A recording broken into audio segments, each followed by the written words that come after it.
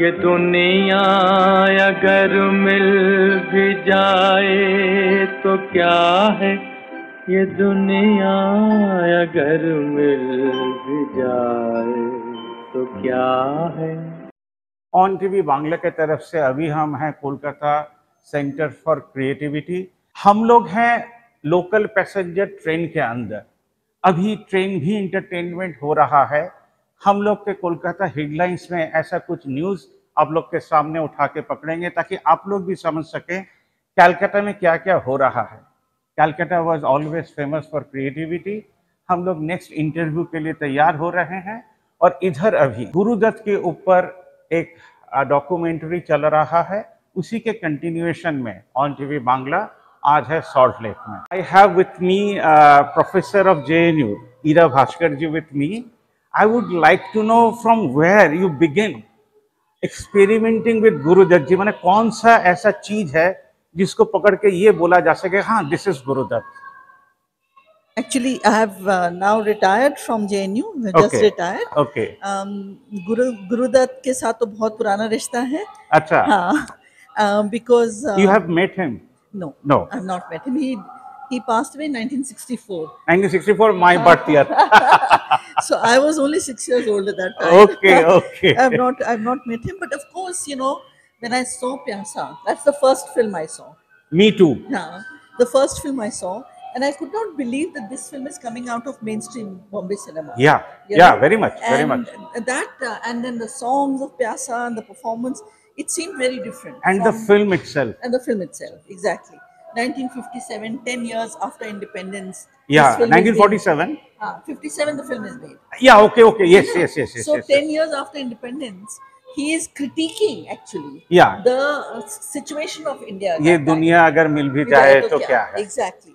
So I was really taken up with Pyasa at that time. I was very young. I was it was sometime in. And I am yet to come out of Pyasa and कागज के फूल. Yes. माने कभी भी ऐसा लगता है that you are depressed, I open that film in YouTube and watch. Yes, it's true. I mean, it has an eternal charm, eternal beauty. Actually, somebody else asked me in a program on Gurudutt the other day, what is the value of Gurudutt's work today for today's cinema? Very good question. Very good question. He asked me that. I said the value of Gurudutt's work is that within a commercial industry, how can you find your own articulation, your voice, cinematic voice that is so powerful and that is socially so powerfully critiquing of the system of that time. Plus, for young students, for people who are wanting to become filmmakers, his cinema is an excellent lesson in how to make films. You know, if you are, she's trying to say simply, if you want to learn anything about cinema, before going to any college or any university, first watch Gurudutt. Yes, absolutely. Watch Gurudutt because all the elements of cinema, all the elements of cinema Indian cinema that we love, whether it is songs, whether it is music, whether it is good dialogue, whether it is good performances, everything you find here. Yeah, very much. And one particular scene I will try to depict, she may be knowing, in Kagaj Ke Phool, where he is saying to Wahida Rahman ji when she got her makeup and you are looking like a monkey. Yes. This power to say to a heroine of that spectrum was marvelous. Yes. Because he always wanted to produce work that's authentic, sincere, down to earth, and connected to the real world. You know, I mean, his form was not realistic. It was melodramatic form because melodrama gives the filmmaker or any artist the well done melodrama gives the artist, the cinematic artist, the chance to explore the depths of emotion. माने अगर आपसे पूछें जी कागज के fool and हो रहा है when he is walking away, नहीं प्यासा एंड हो रहा है when he is walking away from the society itself. yes. बहुत सारे डायरेक्टर या प्रोड्यूसर वो रिस्क उस टाइम में नहीं लेते जो गुरुदत्त जी ने लिया. ये जो एंड था आपको क्या लगा एंड है और is he walking towards life, towards people of India? Actually प्यासा में वो तलाश कर रहे हैं एक ऐसी दुनिया का राइट जहां पैसे का मोल जो है, सिर्फ पैसा ह्यूमन इमोशंस को, रिश्तों को, छोड़कर भावनाओं को छोड़ के खाली पैसे के पीछे भागे, तो उनकी तलाश है, वो एंडिंग जो है वो एक तलाश है, quest for a different world, another, एक दूसरी दुनिया के लिए। गुरुदत्त जी के टाइप जो लोग हैं उनको ये तलाश का इंडिया में मिला, ये पृथ्वी मिला, ना कि are they still searching? What would you से? गुरुदत्त के टाइम से और अभी तक तो बहुत कुछ हुआ है, बहुत चेंज हुआ है, बहुत चेंज हुआ है, टेक्नोलॉजिकली चेंज हुआ है, हाँ, कमर्शियली भी हुआ है, हाँ, सोशली भी हुआ है, बहुत जरूर जरूर जरूर फ्रॉम सो मेनी इयर्स, जरूर जरूर जरूर।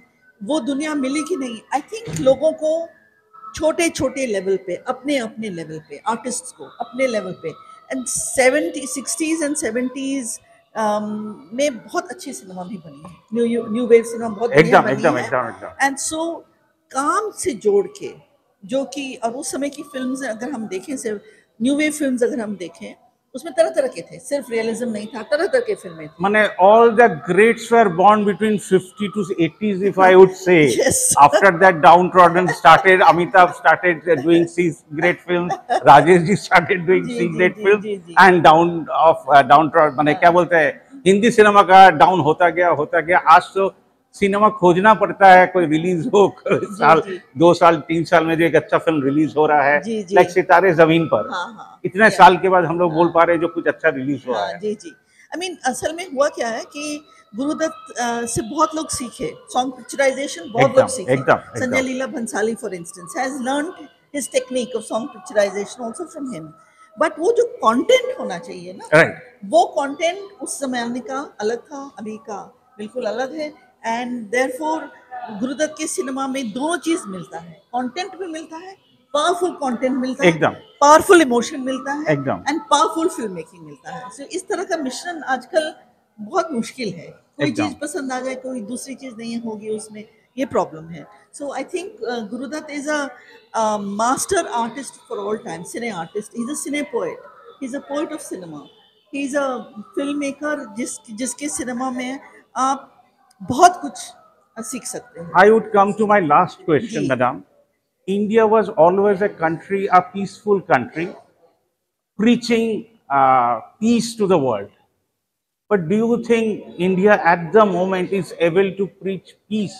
Or are we becoming violent like America, Germany, like those people, Israel? Or are we trotting our way to find peace? We cannot preach peace to the world unless we find peace ourselves in India, and we don't find peace in India because हम लोगों को लड़ा रहे हैं। आज का जो माहौल है उसमें एक कम्युनिटी को दूसरे कम्युनिटी से, we are living through a period of separation and intolerance, extreme intolerance, और अगर ऐसा माहौल है तो पीस कहाँ मिलेगा?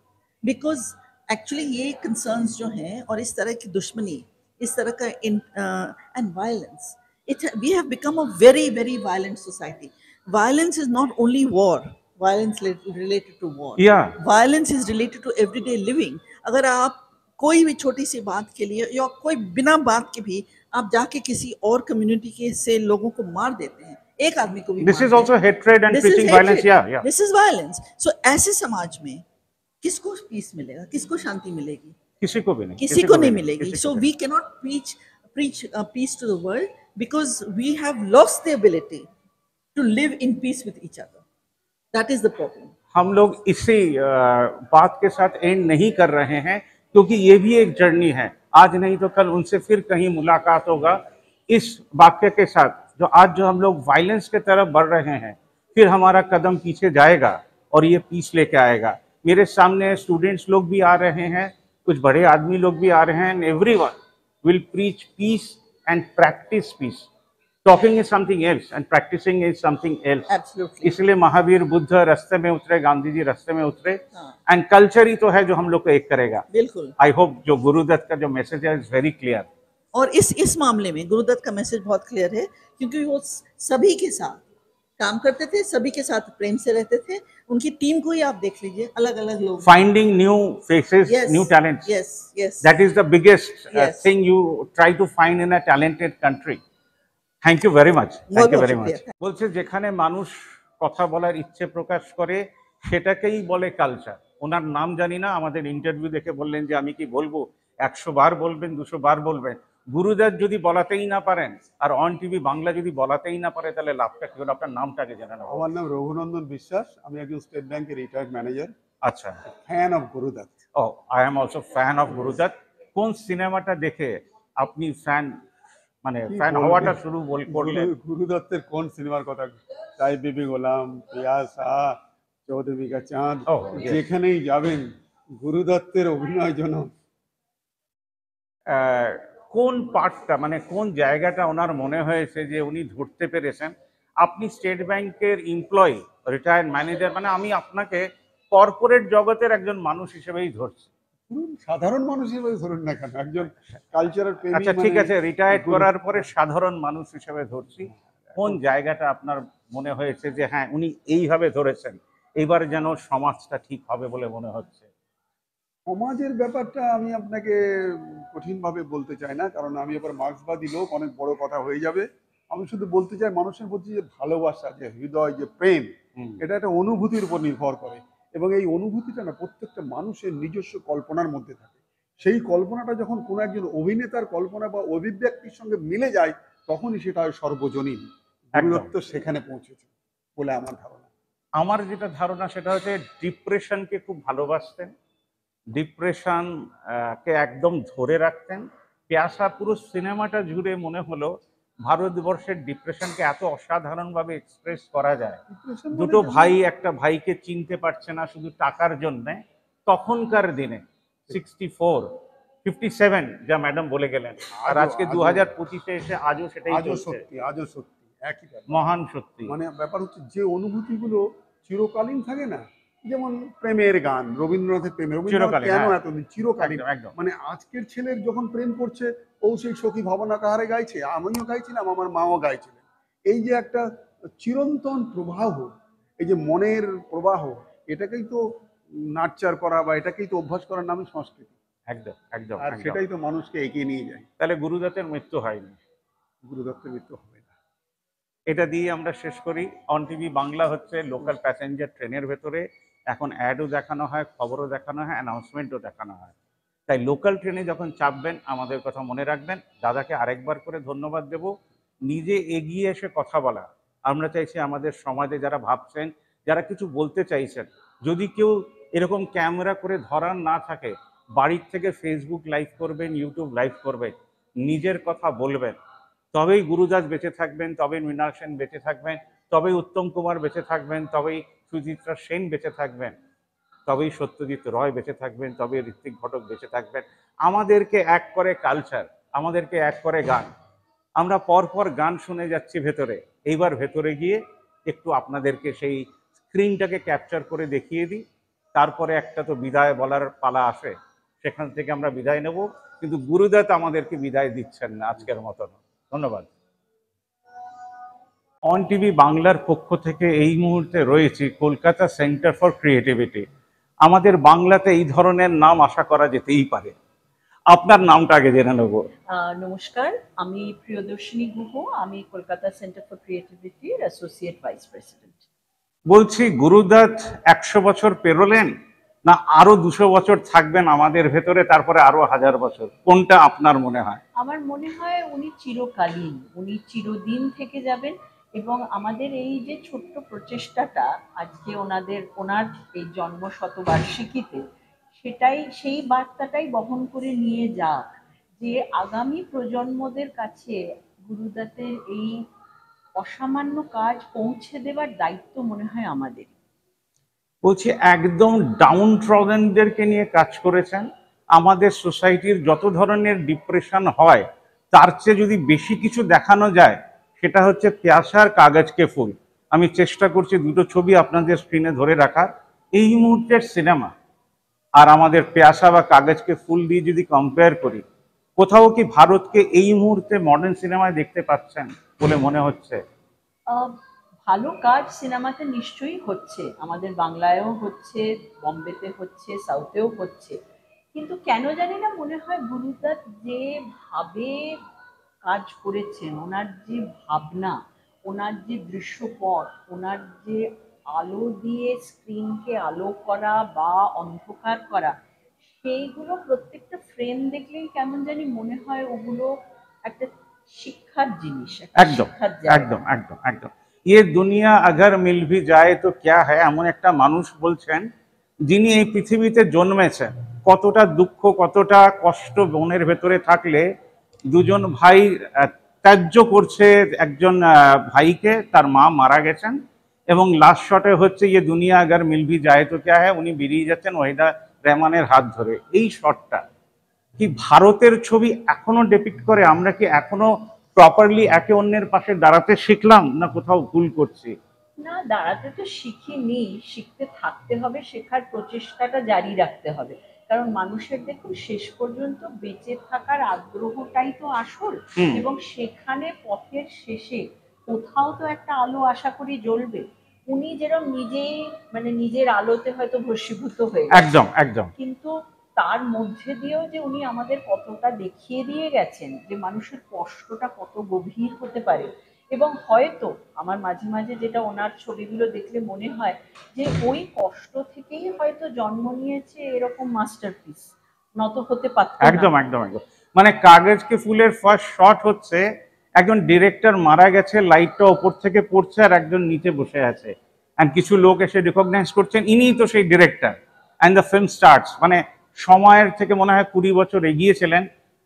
মেরা নাম জোকার আর কাগজ কে ফুল দুটো এমন সিনেমা যে সময়ের আগে তৈরি হয়েছিল বলে আমার মনে হয়। সম্পূর্ণই অনেক আগে, এবং তাই জন্য যখন এগুলো এই দুটি ছবি আপনি যে নাম করলেন রিলিজ করেছিল, তখন সেগুলো মানুষ নেয়নি, নিতে পারেনি। এবং রাজ কাপুর এবং গুরুদাস তাদের যে চিন্তাধারাটা সেটা সত্যি তাদের সময়ের থেকে অনেক অনেক এগিয়ে ছিল। আজকে আমরা এই জায়গায় দাঁড়িয়ে তাদের সেই রেকগনিশনটা দিতে পেরেছি যে তারা তখন মাস্টারপিস তৈরি করেছে। একদম। বলছি আপনার প্রিয় ছবি গুরুদাতে। গুরুদাতে এটা বলা খুব শক্ত, মানে আপনি একটা অদ্ভুত জায়গায় আমাকে এনে দাঁড় করিয়ে হ্যাঁ, দেন মানে এটা among বলতে so many পারা। pictures। হ্যাঁ হ্যাঁ, তো আমার মনে হয় যদি পারি বাঁচতে তাহলে প্যাসা এবং কাগজ কে ফুল। আমাদের একদম এটা মিলে গেল। মানে এই দুটো সিনেমা যখনই আমি ডিপ্রেসড হই এই দুটো সিনেমা খুলে দেখতাম, আর সত্যজিৎ রায়ের অরণ্যের দিনরাত্রি। কোথাও যেন মনে হচ্ছে জীবনটা এত সামনে এসে দাঁড়িয়েছে, একজন লেখক আমাদেরকে ছেড়ে চলে যাচ্ছেন। সরকারের হাত ধরে মৃত্যু হলে আমরা বলি মৃত্যু, কিন্তু সেলফ আত্মহত্যা করলে সেটাকে নিয়ে আমরা সমালোচনা করি। আমার মনে হয় আমরা দুটোর ওপরে এবার উঠতে পারি, এরকম সিনেমা যদি চোখের সামনে দেখি। এর পরে গুরুদাসের পরে, মানে আপনাদের তো ইভেন্ট করে যেতে হবে, that is reality of life. গুরুদাসের পরে কাকে নিয়ে ভাবছেন? ভাবনা শুরু হয়ে গেছে এবং সেটার বৃত্তটা হয়তো খুবই বিশাল হবে। আচ্ছা। কারণ আমরা রিসার্চ করতে গিয়ে দেখলাম যে আগামী বছর উত্তম কুমারের শতবর্ষ পূর্ণ ও হচ্ছে। ও তো অ্যানাদার তাই গ্রেট জন্যে- ম্যান। হ্যাঁ, তাই জন্য কলকাতার মাটিতে বসে এই মানুষটিকে আমরা মানে উদযাপন করব না, সেটা করলে খুব অন্যায় হবে আমার একদম মনে একদম, হয়। মানে ভাবাই যাবে না। সেই হ্যাঁ, জন্য সেই ভাবনা চিন্তাগুলো আমরা ভাবছি, এবং যেটা উৎসাহ বা অনুপ্রেরণা দিয়েছে আমাদের এইভাবেই যে কত মানুষ এসেছেন। আজকে একটা উইকডে, কিন্তু মানে এতজন মানুষ সকালবেলা এসেছেন আমাদের কিনোট অ্যাড্রেস শুনতে, এবং নাসরিন মুন্নি কবিরের ডকুমেন্টারি এখন ভেতরে চলছে। এবং তার মানে কি, ভালো কাজ অ্যাপ্রিসিয়েট করার মানুষ আমাদের চারিদিকে আছে, তাদের একদম। সেই সুযোগটা করে দিতে হবে, এবং তারা নিশ্চয়ই আমাদের এসে আমাদের পাশে দাঁড়াবেন যাতে আমরা আরো ভালো কাজ করতে পারি। এই কথার কোনো শেষ হবে না, তার কারণ হচ্ছে একটা মানুষ 100টা বছর, and one of the best cinematography and cinemas, তার সঙ্গে গানকে ভোলা যায় না। তার মানে এমন এক্সপেরিমেন্টাল গান হঠাৎ করে শুরু হচ্ছে সিনেমায়, হঠাৎ করে শেষ হচ্ছে, এগুলো চলতে থাকবে। কিছু ক্লিপ আমি দেখাচ্ছি, এই যিনি ডকুমেন্টারির কথাটা বললেন, তারপরে ভাস্কর বাবু জেএনইউ থেকে যিনি এসেছেন, নাই, ডক্টর ইরা ভাস্কর, ইরা ভাস্কর, উনি কথা বলবেন আপনার সাথে। তাহলে ওনার সঙ্গে আমরা জেনে নেব এইখানটা ধরে ডক্টর বলতে পারে যে আমাদের কি রোগ হয়েছে। একমাত্র সমাজের রোগ লেখকরা, ডাইরেক্টররা তারা বার করে আনতে পারেন, আর অ্যাক্টররা এক্সপ্রেস করতে পারেন। তাই কালচার আমাদেরকে এগিয়ে নিয়ে যায়, আর বাদবাকি আমার মনে হয় এক জায়গায় দাঁড় করিয়ে রাখে। তাই ওনাদেরকে অনেক শুভেচ্ছা জানাবো এই ধরনের অনুষ্ঠান বারবার করার জন্যে। আর অন টিভি বাংলা হচ্ছে লোকাল প্যাসেঞ্জার ট্রেনের ভেতরে আমরা আছি, লক্ষ লক্ষ মানুষের কাছে যাতে আপনাদের বার্তা নিউজ হিসেবে পৌঁছে দিতে পারি, তার জন্য অন টিভি বাংলা। আপনাকে অশেষ ধন্যবাদ। অনেক ধন্যবাদ।